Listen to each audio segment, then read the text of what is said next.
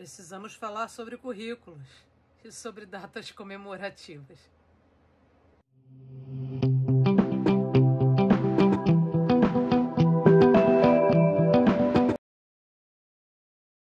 Olá, vamos continuar nossa conversa ainda falando um pouquinho sobre educação infantil, mas não só sobre educação infantil, porque vamos falar sobre um tema que na verdade atravessa a escola ainda e nos anos iniciais também, as datas comemorativas ou efemérides, né? Eu vou puxar essa nossa conversa convidando para a conversa uma colega minha da UF, que é uma professora que produziu seu trabalho de mestrado e doutorado sobre esse assunto, sobre esse tema específico do currículo, e que eu acho que tem uma grande contribuição para a gente pensar, né, refletir um pouco sobre essas questões, que é a professora Marta Maia, tá? Então eu vou convidá-la e a gente vai acompanhar. Eu vou deixar o link da tese dela aqui na descrição para quem quiser depois dar uma lida. Vale a pena, é um ótimo material para a gente estar estudando e discutindo nas nossas escolas, tá certo? Então vamos lá. Precisamos falar sobre o currículo, datas comemorativas. O currículo da educação infantil e datas comemorativas. O que dizem profissionais e as crianças. Essa foi a tese da professora Marta Nídia Varela Gomes Maia. Pra gente, Marta Maia, tá certo? Minha colega lá na UF. O calendário é uma construção humana, sócio-histórica, fruto de decisões humanas baseadas em dados científicos. Resultado de escolhas e elaboração no confronto de diferentes interesses e disputas nas sociedades. Então, primeira coisa, né, a gente precisa compreender que o nosso calendário, ele é uma construção histórica, ele é uma construção cultural, ele é uma construção social.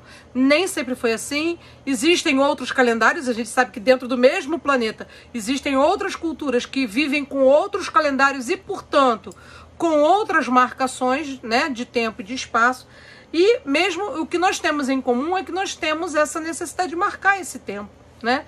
Mas a forma como nós fazemos isso vão ser sempre determinadas por esse confrontos de interesses e de disputas sociais que nós temos na nossa sociedade, certo?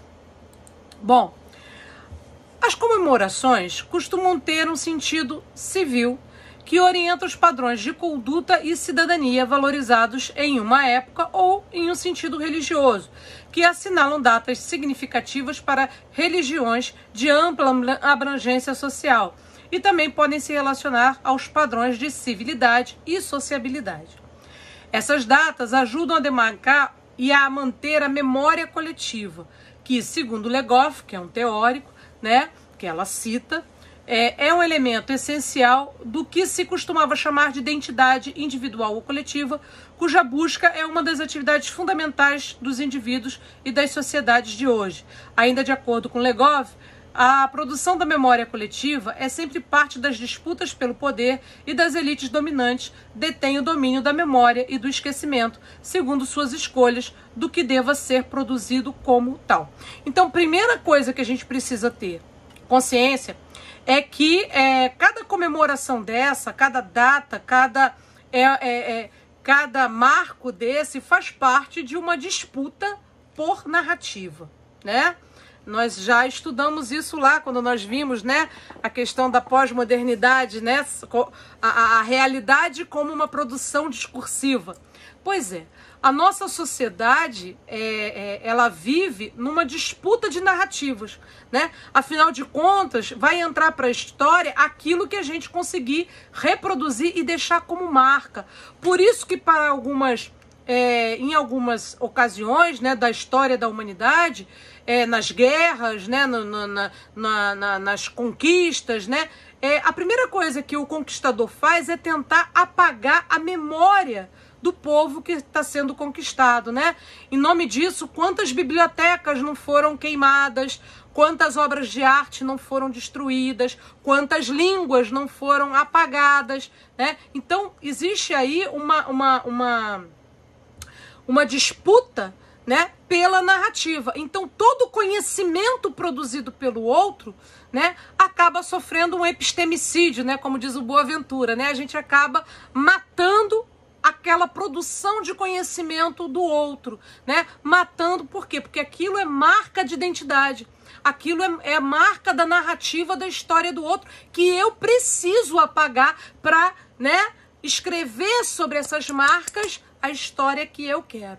Por isso, a nossa história, ela é tão documentada, né, em monumentos, né?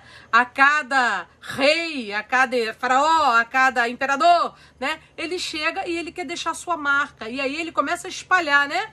As estátuas dele, da família dele, da história da família dele, enfim, dos feitos, dos grandes feitos que ele fez. E aí, quando a gente chega na escola, a escola vai ser mais um território.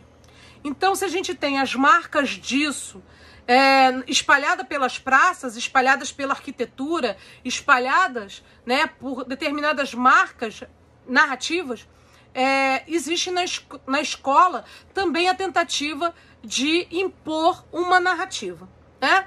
Então, quem tem o poder começa a colocar no currículo determinadas marcas. E, claro, né, os nossos feriados, por exemplo, os nossos feriados nacionais, eles são marcas de uma disputa histórica, de uma disputa, né?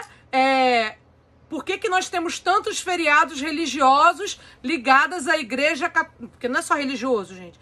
São feriados relacionados à igreja, ao calendário católico, né? Eu sou católica. Mas os nossos feriados são relacionados à dominação, né? Ao poder da igreja católica que teve, claro, imagina, as nossas primeiras escolas eram jesuítas, né? Então, logo, católicas. Então, isso é uma marca de currículo. É uma marca legal, né? Porque existia também a interferência, né?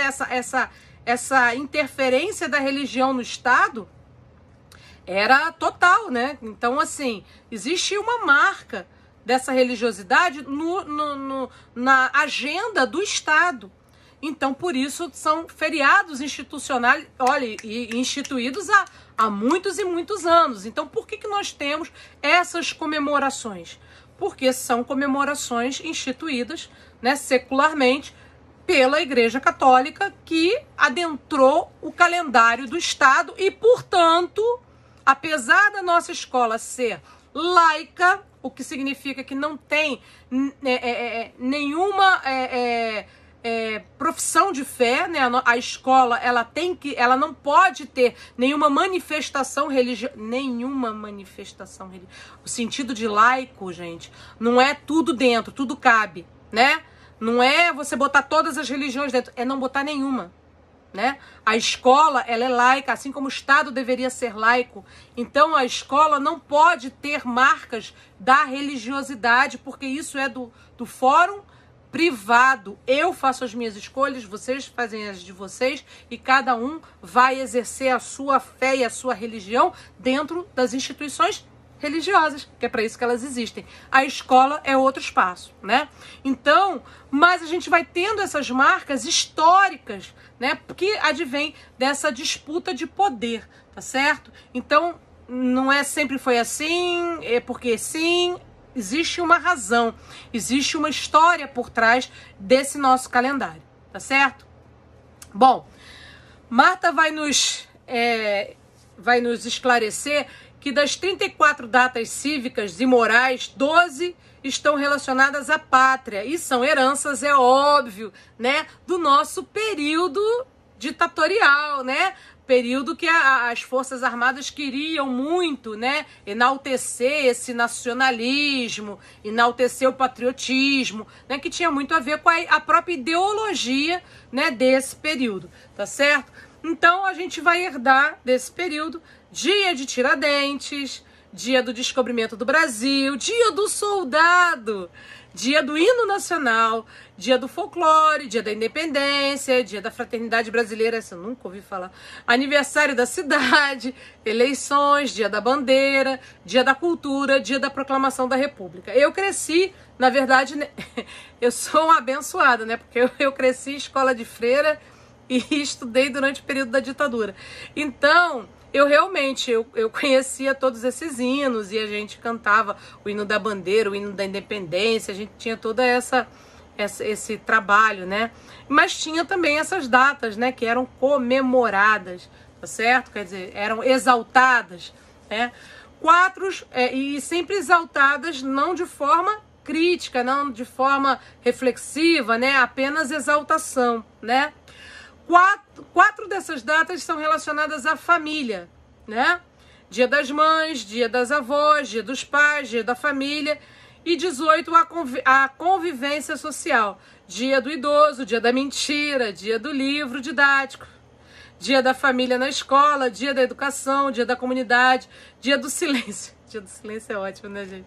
Dia do trabalho, dia da mulher, dia da biblioteca, dia da paz, dia do abraço, dia da escola, dia da infância, dia dos namorados, dia do amigo, dia das crianças e dia do professor. Eita, Lelê! Então, nós temos aí uma profusão, né, de dias. Alguns são feriados, outros não são, né? Então, nós temos aí várias datas que são vinculadas a essa disputa e essa negociação de determinados valores na nossa sociedade, tá certo? Bom, temos aí datas de conhecimentos gerais, aquelas que até, né, segundo a Marta, até podem se justificar como motivadoras de atividades e estudos para ampliar os conhecimentos da criança sobre o mundo natural e cultural. Então, veja, não é, não vamos trabalhar com datas comemorativas nenhuma, né? Faz parte da nossa cultura também, né? Tem uma história, a gente precisa conhecer a história, a gente precisa saber qual é o objetivo por trás de se comemorar cada data dessa, as implicações sociais, as implicações, a gente viu no outro vídeo, né? Quais são as implicações éticas, quais são as implicações estéticas, né? Quais são as implicações culturais dessas comemorações, para saber se elas cabem ou não cabem. Então, veja, em momento nenhum eu vou dizer aqui para vocês, gente, não faz isso no currículo da sua escola. Gente, faz isso, porque quem tem que resolver isso é a sua escola, né? E aí o que eu tô dizendo mas reflete por que tá fazendo, né? Não dá para fazer sem saber qual é o objetivo, sem ter clareza dos nossos objetivos pedagógicos. Não dá para fazer porque é bonitinho. Não dá para fazer porque a família acha engraçadinho. Não dá para fazer porque aí vai ficar bonito no Facebook, né? É uma escola. Escola tem objetivos pedagógicos. O que a criança está... Veja, e o centro do objetivo pedagógico na escola é a criança, né? A criança, ela não é um bonequinho para a gente enfeitar e tirar fotografia e filmar e apresentar. Ela é um sujeito que está construindo conhecimento. Então, a cada reflexão sobre essas datas, eu preciso pensar o quê? O que essa criança está aprendendo? O que eu estou ensinando para essa criança? Está de acordo com os princípios que as diretrizes me falaram?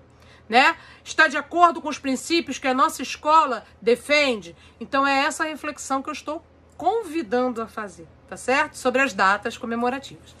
Então, a Marta diz que são 26 que tem esse caráter que podem ser motivadoras, né, de estudos para ampliar o conhecimento da criança. Então são elas: Carnaval, as estações do ano, outono, né, primavera, inverno e tal, Dia do Índio, Dia do Monteiro Lobato, Dia do Pintor, Dia do Circo, Inverno, Dia da Água, Dia do Teatro, Meio Ambiente, Dia do Livro Infantil, Festa Junina, adoro uma festa junina, Festa Junina, Dia do Pescador, Dia do Bombeiro, Dia de Futebol, Dia de Trânsito, Dia da Música, Zumbi, Dia das Comunicações, Eliminação do preconceito, proteção das florestas, conservação do solo, meio ambiente, saúde, nutrição, enfim, são datas que, na verdade, nós podemos transformar em projetos pedagógicos, né? Porque são temas bastante amplos e a gente pode até pensar, não a data, mas por que não um projeto sobre esse assunto? Repara que são falando sobre determinadas profissões, sobre a questão da literatura, sobre a questão do meio ambiente. Então a nossa escola pode pensar também alguns grandes temas geradores, né? Quando eu trabalhei com alfabetização, A profissão, por exemplo, foi um tema gerador que eu negociei com as crianças. A literatura presente atravessava todo o currículo, com certeza, né? E o meio ambiente também, porque é uma questão que eu acho que a gente precisa trabalhar cotidianamente com as crianças. Bom, então, pensar também a datas, né, segundo a Marta, há datas que nos levam a pensar sobre tradições inventadas, né? Sabe aquelas coisas que a gente diz assim, não, mas sempre foi assim. Quando você vai olhar o sempre, não tem 10 anos que esse sempre, não tem 20 anos. É uma tradição que surgiu, né? Não tem 2 décadas que surgiu essa tradição. Tá certo? É igual a tradição de ensinar a criança de 4 anos a escrever com letra cursiva. Deve ter, no máximo, umas 2 décadas. No máximo, uns 15, 10 anos com isso. Porque isso não era tradição, né? Então, isso é uma invencionice, tá certo? Bom, então nós temos aí crianças à medida que há necessidade de buscar estabilidade no mundo cada vez mais instável. Então a gente vai criando tradições, né? Para se segurar. A gente se agarra naquilo ali porque não, eu preciso de uma certa estabilidade. Eu não sei o que fazer, então eu vou me segurar nisso aqui. Tô dando várias ideias para vocês saberem o que fazer, sem precisar ficar se agarrando a qualquer coisa. Bom, então vamos lá. Datas também são criadas e passam a incorporar o calendário civil para dar respostas às novas demandas sociais e políticas, como é o caso, né, do Dia do Zumbi, Dia da Consciência Negra. São demandas sociais que começam a, né, já que, lembrando lá, né, é uma disputa por narrativas, é uma disputa por espaço, é uma disputa por identidade. E aí quando a gente percebe que nós temos um currículo, né, que é eurocêntrico, que é branco, né, que é elitista, o que a gente faz? A gente briga por espaço, então, nesse currículo, né? Então, por isso que vão surgindo outras datas, tá certo? Essas datas vão sendo incorporadas ao calendário escolar, mas sem que isso passe por um debate ou reflexão dentro da escola. As datas são simplesmente instituídas e são incorporadas. E muitas vezes são incorporadas de uma forma muito complicada. Por quê? Exatamente porque não é fruto de uma discussão, de uma reflexão. E aí eu volto a dizer, o currículo como espaço de negociação, articulação e disputa, ele precisa ser refletido, ele precisa ser discutido pela escola, tá certo? Bom, por outro lado, quando datas são instituídas no sentido de provocar tensão nas verdades conservadoras ou de resgatar dívidas históricas e sociais, a escola incorpora ao calendário, mas muitas vezes a torna uma comemoração estereotipada. E a gente precisa ter muito cuidado com isso. Fizemos isso com o Dia do Índio, e estamos fazendo isso com o Dia da Consciência Negra, né? Então, é o famoso vou fazer desfazendo, né? Você vai me obrigar a falar disso? Eu faço, mas faço de uma forma que acaba desfazendo o sentido daquilo, tá certo? Então, é um movimento reacionário, né? É um movimento de reação, né, a essa inovação. E muitas vezes feito algumas vezes feito de forma inconsciente e outras vezes não, outras vezes feito de forma maldosa, né? A gente precisa dizer, nem tudo é inocência, nem tudo é inocência na escola, né? Às vezes algumas práticas e algumas manifestações, né, dessa resistência ao que vem de fora é feita de forma bastante perversa, tá certo? A data de resistência de transgressão, né? E aí ela fala, o exemplo comum é o recente Dia Nacional de Zumbi e da Consciência Negra. É data de resistência e de transgressão, conquistada pelo movimento negro. No entanto, geralmente se torna dia de apresentar ritmos comerciais e fazer tranças nas crianças. Quer dizer, na verdade você acaba trabalhando com o estereótipo. Eu trago aqui alguns desenhos e eu peguei especificamente essas 2 datas, né? O Dia do Índio e o Dia da Consciência Negra, e trouxe aí alguns modelos que eu achei na internet, tá, gente? E que são reproduzidos, a gente sabe, aos montes, né, por professores e escolas. E aí eu quero convidar a gente a refletir sobre essas imagens, né? A primeira imagem nós temos lá um menino e uma menina negra, né, com essa pintura, né, com esse desenho uma boca que lembra os símios, né? Porque é uma representação do negro, né? Lá da década de 20 e 30, né? Que os brancos se pintavam de negros para representarem personagens negros e faziam essa pintura branca em volta da boca, né? Como os chimpanzés, né? Quer dizer, como os símios geralmente têm essa parte aqui mais embranquecida e o resto negro. Quer dizer,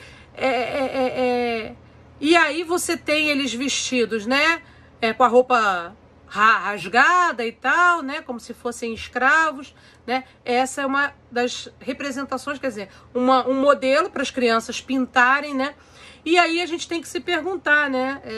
Será que a criança negra está se sentindo representada, bem representada, né? Será que isso está trabalhando a consciência negra nas outras crianças? Quer dizer, o que esse tipo de trabalho constrói de identidade, né?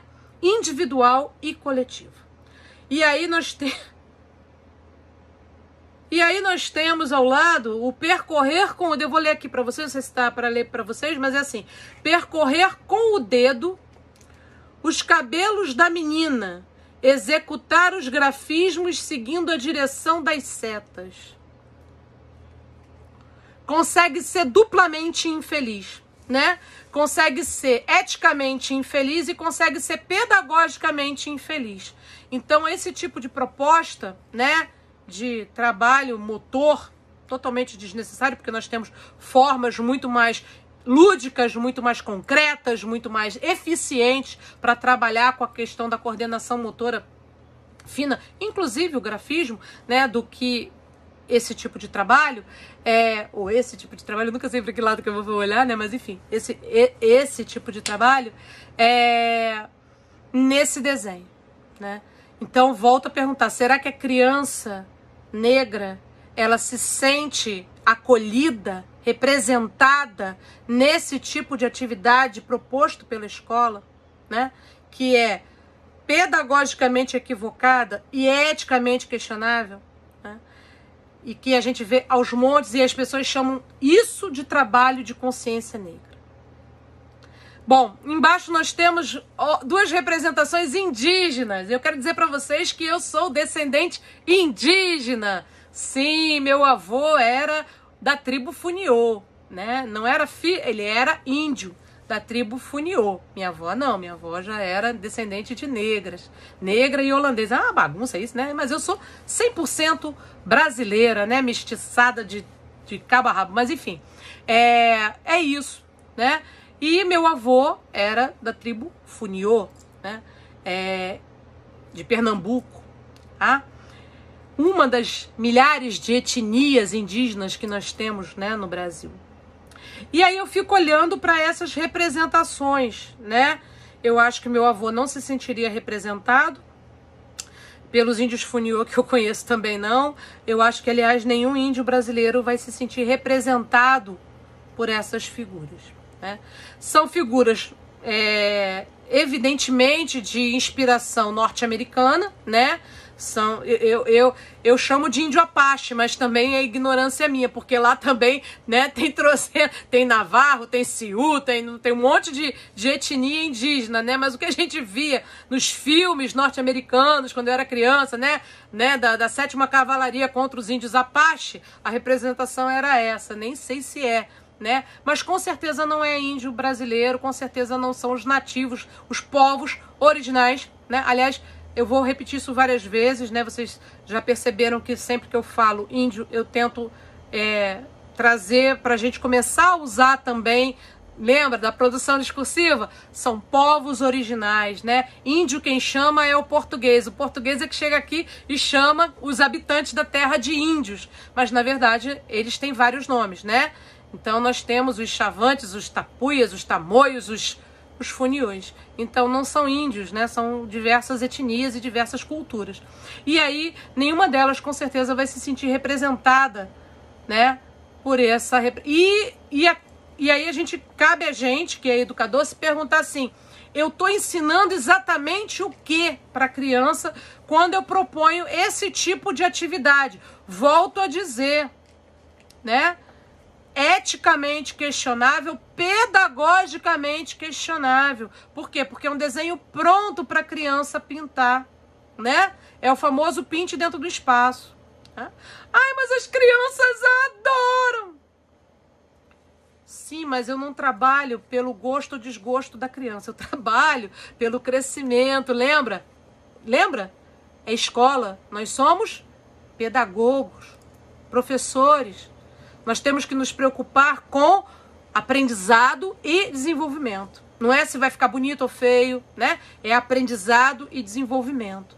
Então, eu tenho que olhar para esse tipo de trabalho e pensar o que exatamente eu estou desenvolvendo. O que? Ah, mas ela está desenvolvendo coordenação motora. Para, que a gente sabe que tem outro jeito de trabalhar coordenação motora que não é esse. Para.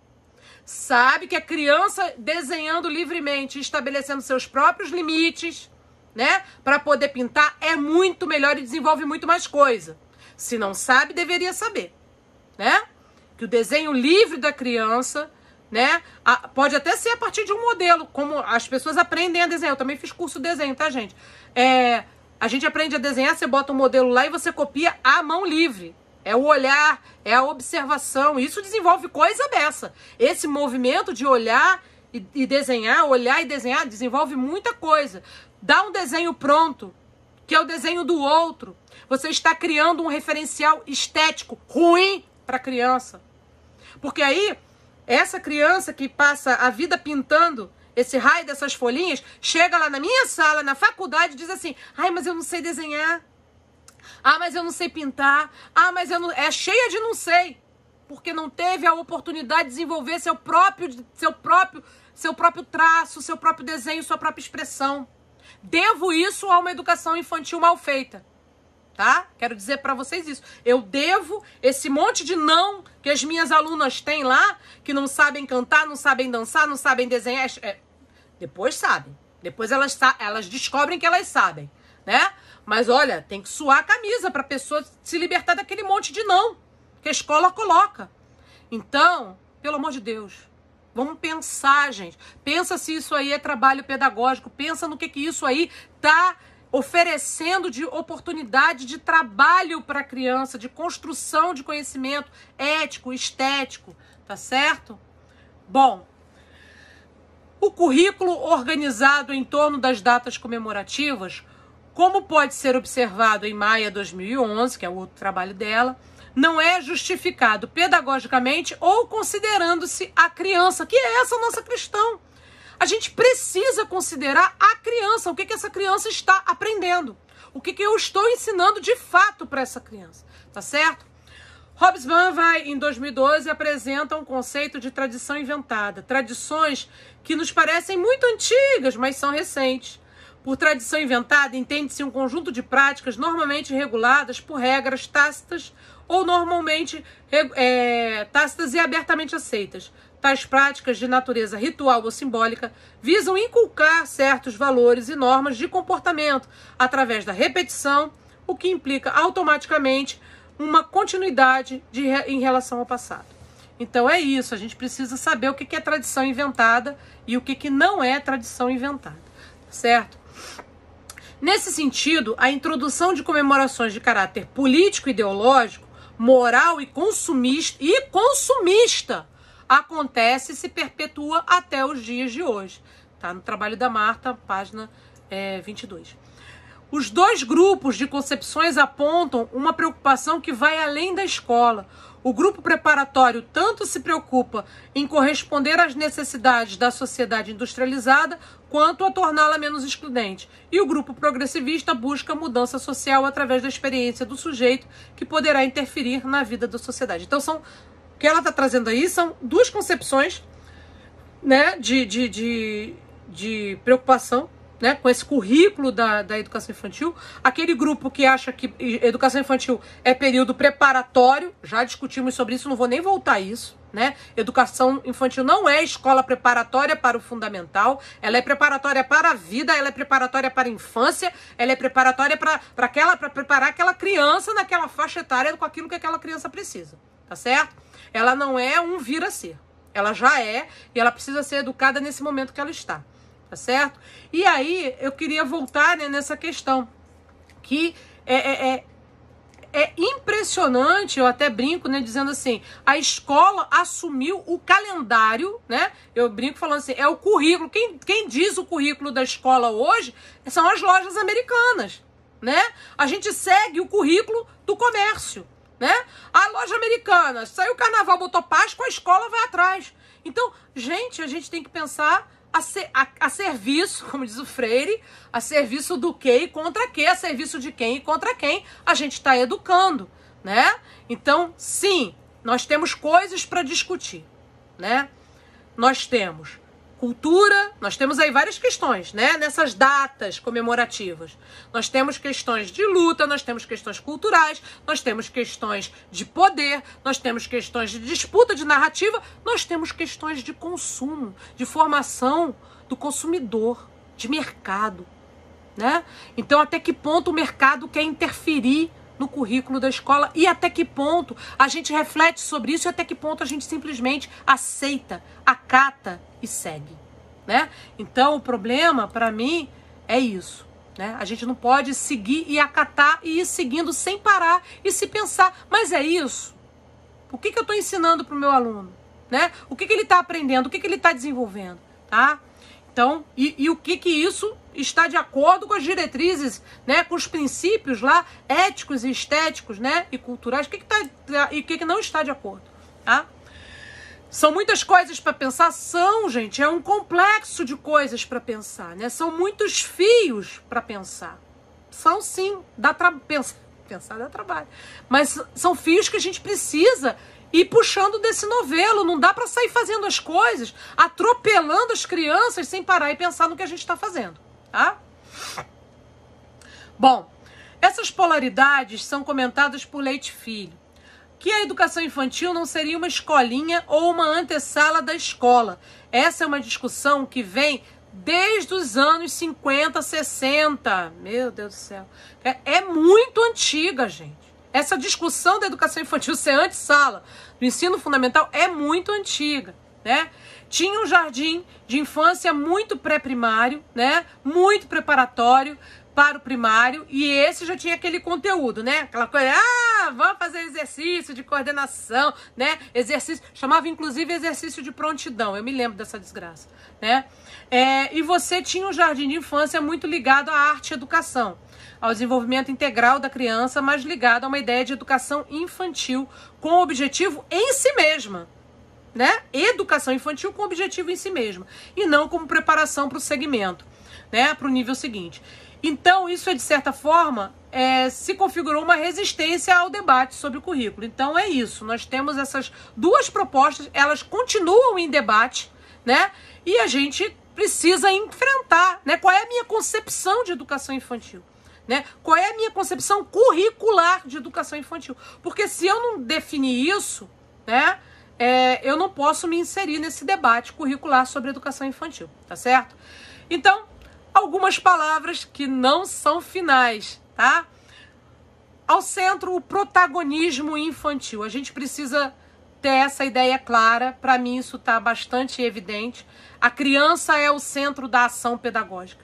É para ela que tudo se dirige e dela as coisas devem partir também, tá certo? Então, o currículo ele vai ser produzido nessas interações de saberes, brincadeiras, culturas, cidadania, diálogos, autonomia, experiências, reflexões, porque é assim que se constrói currículo numa democracia, tá certo?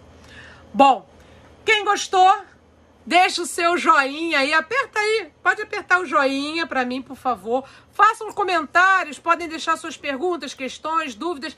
Eu respondo nos comentários. Ainda não acabou, tá, gente? A gente encerrou aqui a parte que fala especificamente. Ainda vou voltar um pouquinho, porque a gente, né, para falar da passagem, a gente vai falar um pouquinho sobre qual é o esperado do final da educação infantil, para a gente entrar, então, numa discussão sobre os currículos. Uma pincelada, tá, gente? Porque a BNCC é um documento que tem mais de 600 páginas. Eu não tenho como resumir toda a... Eu sei que vocês queriam, né? Aqui, mais chegadinho, mas não vou fazer isso não, tá? Então, Quem gostou, deixa o joinha aí e se inscreve e aciona o sininho para saber quando vai ser postado os próximos vídeos, ok? Espero que vocês tenham gostado. Até a próxima.